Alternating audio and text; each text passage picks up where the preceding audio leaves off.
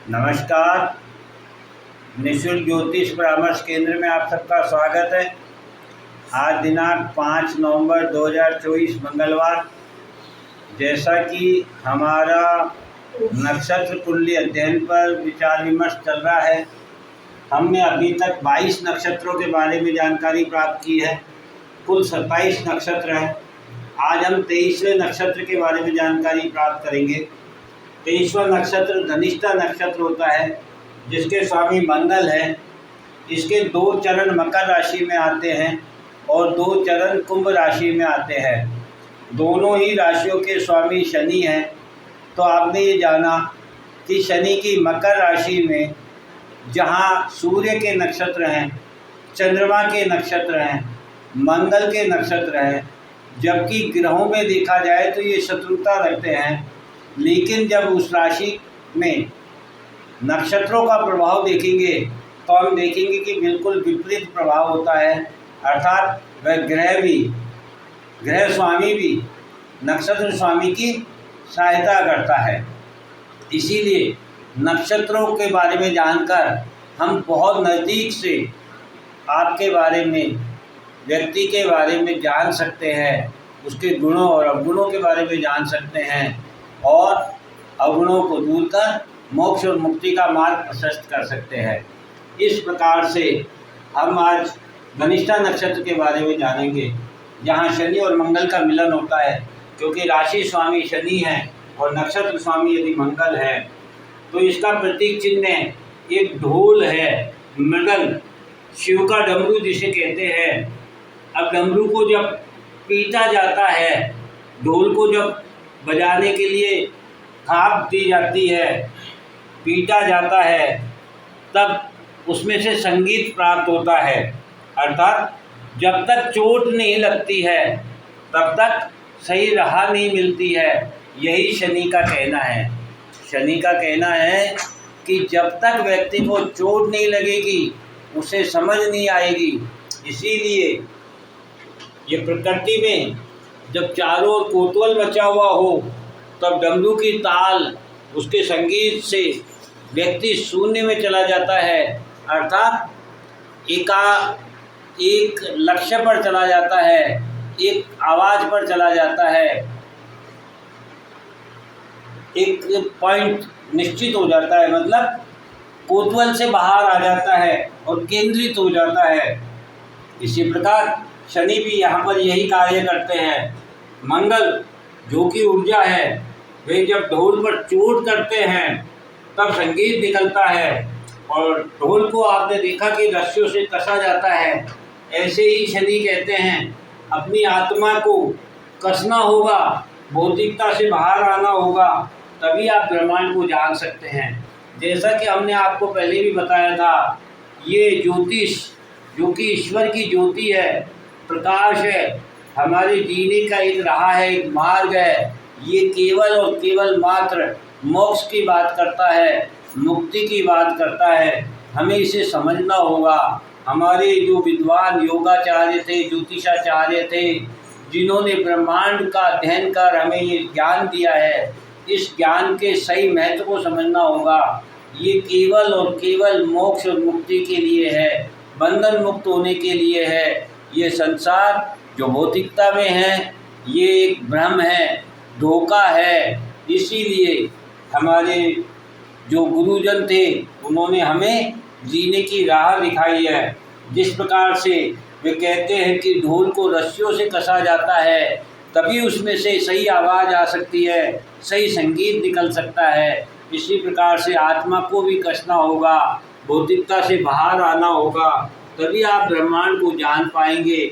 और जब ब्रह्मांड को जान पाएंगे, तभी आत्मा का परमात्मा में विलय होगा, अर्थात मोक्ष प्राप्त होगा। अतीत से निकलकर ही आप आगे की यात्रा कर सकते हैं। अर्थात उस बंधन से बाहर आना होगा जिसे आप अपना कहते हैं, जिससे आप जुड़े रहते हैं, जिसके लिए आप कष्ट में रहते हैं, जिसके सोच और विचार से भयभीत होते हैं। उस सोच से, उस अतीत से आपको बाहर आना होगा और बाहर आकर आप आगे की यात्रा कर सकते हैं। अर्थात आत्मा को जान सकते हैं, अंदर की आत्मा, अंदर की यात्रा कर सकते हैं। आत्मा को परमात्मा में विलय कर सकते हैं, मोक्ष प्राप्त कर सकते हैं। यही आत्मा को भौतिकता से मुक्त करने का एक तरीका है। इस प्रकार से ये धनिष्ठा नक्षत्र हमें समझाता है। अगला जो इसके 2 चरण हैं वह कुंभ राशि में आते हैं, और कुंभ राशि का प्रतीक चिन्ह एक घड़ा है, अमृत कलश है। जैसा कि कुंभ के बारे में हम जानते हैं, हर 12 साल में एक कुंभ का मेला भरा जाता है, और हर 3 साल में अलग अलग स्थानों पर कुंभ का मेला आता है। इस प्रकार से 12 साल में वापस लौटकर उसी स्थान पर आता है। ये कुंभ क्या है? जब समुद्र मंथन के समय राक्षस और देवताओं के सहायता से समुद्र का मंथन किया गया, और उस मंथन से जो अमृत कलश निकला वही कुंभ है, अर्थात कुंभ अमृत कलश। बंधन मुक्त होने पर ही मोक्ष प्राप्त हो सकता है। जब विष बाहर आता है, विष को बाहर कर दिया जाता है, तब उसके बाद उसमें अमृत प्राप्त होता है। तो हमारे मन में जो विष है, जो ये भौतिकता का सुख, मेरा, अपना, पराया, स्वार्थ, बंधन, इनसे जब हम मुक्त होंगे, इस विष से बाहर आएंगे, तो फिर हमें अमृत प्राप्त होगा। और कुंभ राशि जैसे कि शनि की है, शनि यहाँ न्याय करते हैं, आपके कर्मों का फल आपको देते हैं। इसी प्रकार से न्याय के लिए आपको एक समान दृष्टि रखनी होती है, वह भी बंधन मुक्त होनी चाहिए, तभी आप न्याय कर सकते हैं। यदि न्याय में स्वार्थ आ जाएगा तो फिर वह न्याय अन्याय में परिवर्तित हो जाएगा। इसलिए ये आपको ये बताती है कि बंधन मुक्त होइए, सबको समान समझिए, सब परमात्मा के अंश हैं, कोई पराया नहीं है, सब अपने हैं। इस प्रकार से धनिष्ठा नक्षत्र हमारी सहायता करता है। 24वां नंबर नक्षत्र सदविषा नक्षत्र, जिसके स्वामी राहु है। राहु के लिए कहा जाता है कि राहु भी शनिवत हैं। आज हमको चारों तरफ शनि राहु का प्रकोप दिखता है, डराया जाता है, शनि को काल बताया जाता है, जबकि शनि की राशि में राहु के 4 चरण प्राप्त होते हैं कुंभ राशि में। और राहु भी यदि शनिवत है तो आप देखिए कितना अच्छा हमें हमारे ज्योतिषाचार्य ने समझाया है और बताया है। शतविषा, जैसा कि नाम से ही स्पष्ट है, 100 तारे। जहाँ तारों का समूह हो वहाँ देव वरुण होते हैं, और वरुण देव बुद्धि के प्रदाता हैं। वह बुद्धि देते हैं, वह ज्ञान देते हैं, अर्थात राहु बुद्धि के कारक है। राहु के पास वह बुद्धि है जो वह अतीत से निकलकर भविष्य की ओर जाना चाहता है, विष से निकलकर अमृत की ओर जाना चाहता है।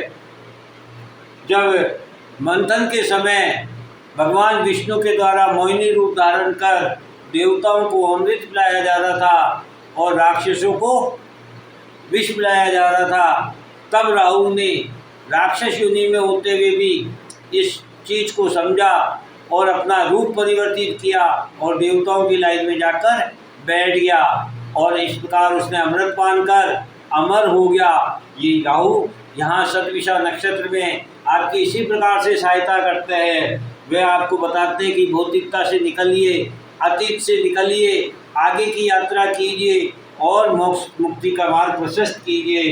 पुराने विचारों से नए विचारों की ओर जाना, राक्षसगण से देवगण की ओर जाना, यही अध्यात्म है। और अध्यात्म की तरफ स्वयं भी जाते हैं और औरों को भी लेकर जाते हैं। इस प्रकार के जातक जिनका कुंभ राशि में सदविषा नक्षत्र में जन्म हुआ है, वह अध्यात्म के लिए स्वयं भी प्रयत्न करते हैं और औरों को भी अपने साथ चलने को कहते हैं, ले जानते हैं।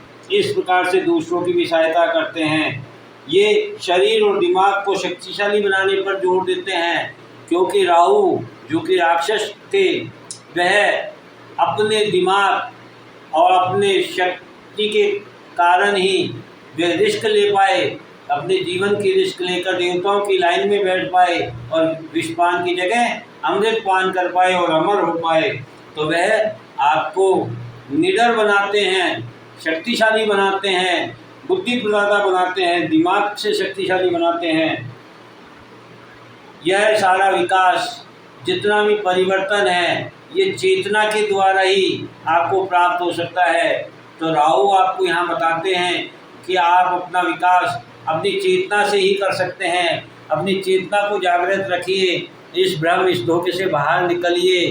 राक्षस होते हुए भी उन्होंने अपनी चेतना से उस चीज़ को जाना कि भगवान विष्णु के द्वारा जो मोहिनी रूप धारण किया गया है वह देवताओं को अमृत और राक्षसों को विष पिलाने के लिए किया गया है। इसलिए अमृत पीना है तो आपको अपनी चेतना जागृत करनी होगी, तभी आपका विकास होगा। अब इनकी ये कमजोरी भी है, क्यों? क्योंकि ये जब अमृत पीना चाहते हैं, ये जब निडर होते हैं, ये जब आगे बढ़ते हैं, तब ये अकेले होते हैं और इसी अकेलापन के कारण इन्हें अवसाद प्राप्त होता है। क्योंकि बंधन मुक्त होने के कारक ग्रह है शनि और राहु। दोनों ये बताते हैं कि पहले जब आप भौतिकता में जाएंगे तब आपको बड़ा अच्छा लगेगा, लेकिन जब आपको दंड मिलेगा तब आपको समझ में आएगा कि भौतिकता से विमुख होना है, इसी बंधन से मुक्त होना है। तब आप अध्यात्म के लिए अपने अंदर की यात्रा करेंगे, आत्मा को पहचानेंगे, ब्रह्मांड को जानेंगे और मोक्ष के लिए प्रयत्न करेंगे। यही इनके लिए कमजोरी बन जाती है, क्योंकि यहाँ ये अकेले रह जाते हैं और वह अकेलापन इनको अवसाद देता है। इस प्रकार से हमारे 24 नक्षत्र संपूर्ण हुए। अब हम 25वें नक्षत्र की चर्चा करेंगे। जय हिंद, जय भारत।